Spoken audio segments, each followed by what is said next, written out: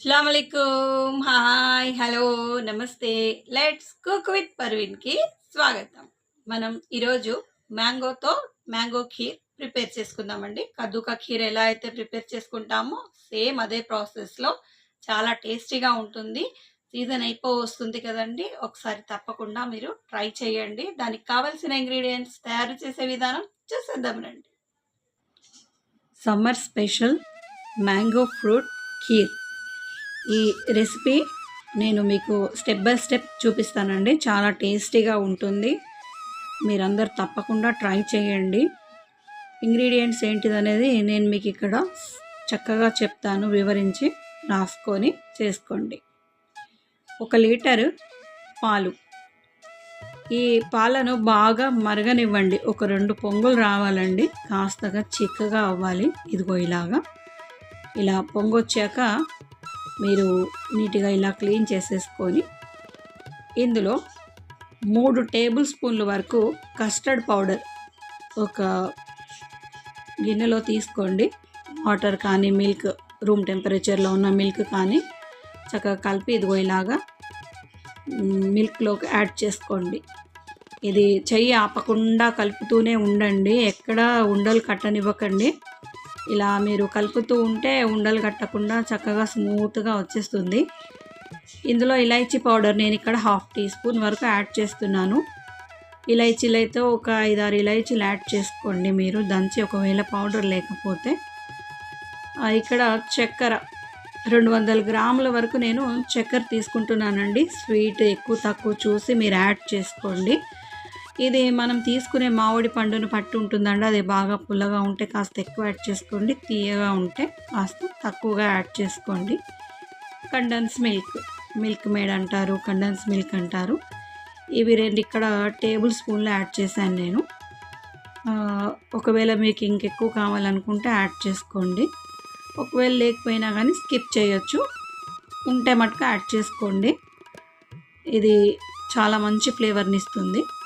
ఇలా యాడ్ చేసుకున్నాక సాబుదానా, మనం చాయ్ తాగుతాం కదా, ఆ కప్పుతో 1 కప్ తీసుకోండి.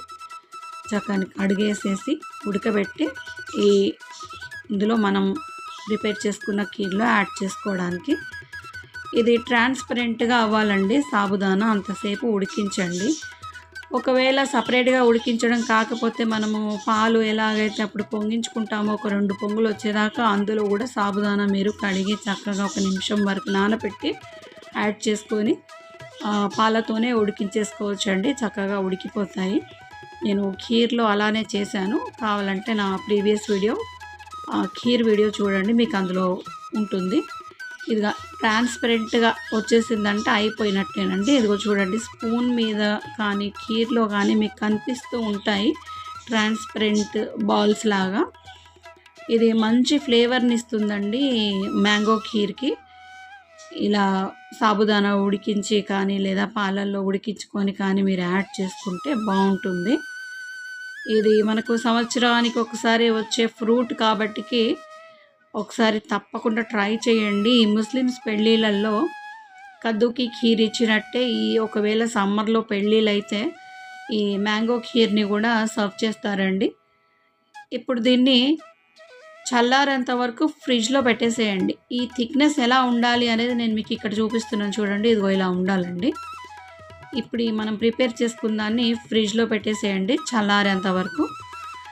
మ్యాంగో నేను ఇక్కడ 500 గ్రాములు అంటే 1/2 కేజీ మ్యాంగో తీసుకున్నాను.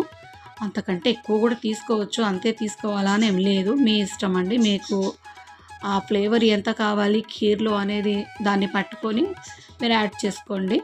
నేను ఒక 1/2 కేజీ మ్యాంగో తీసుకున్నాను. సగం వరకు చిన్నగా ముక్కలు కట్ చేశాను, సగం వరకు ప్యూరీగా మిక్సర్ గ్రైండర్లో వేసుకొని పేస్ట్ లాగా ప్రిపేర్ చేసుకున్నాను. ఈ చిన్నగా మీ ఇష్టం అండి, చిన్నగా కావాలంటే చిన్నగా, పెద్దగా కావాలంటే పెద్దగా ముక్కలు మీరు మీ ఇష్టం, మీకు ఎలా కావాలో అలా కట్ చేసుకొని మనం ఖీర్ సర్వ్ చేసేటప్పుడు యాడ్ చేసుకోవాలి. ఇది ఖీర్ అండి, చూడండి చల్లారిపోయింది. ఇలా మీగడలాగా పేరుకుని రాకుండా ఉండడానికి కలుపుతూ ఉండండి. మీరు ఫ్రిడ్జ్లో పెట్టాక కూడా ఇలా కలుపుతూనే ఉండండి. చల్లారిపోయింది అని కన్ఫామ్ అయ్యాకే గ్రైండ్ చేసుకున్న మ్యాంగో ప్యూరీని ఇక్కడ యాడ్ చేసుకోండి. లేకపోతే కలరు పాడైపోతుంది, చేంజ్ అయ్యి కలరు అస్సలు బాగుండదండి ఫ్లేవరు. చల్లారాకే వేడిగా ఉన్నప్పుడైతే కలిపితే దాని రంగు చేంజ్ అయిపోయి అసలు బాగుండదు ఫ్లేవరు. చల్లారాక మీరు ఒకవేళ యాడ్ చేసుకుంటే చక్కటి ఫ్లేవర్ అండి. ఇంతేనండి, అయిపోయింది మ్యాంగో ఖీర్. సర్వ్ చేసుకుందాము గార్నిషింగ్ తోటి. నేను ఇక్కడ కాజు బాదంతో గార్నిష్ చేశాను.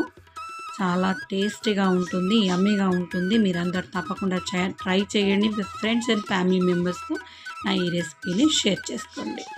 లైక్, షేర్, కామెంట్, సబ్స్క్రైబ్ నాకు సపోర్ట్ చేసిన వాళ్ళు అవుతారు. Thank you for watching.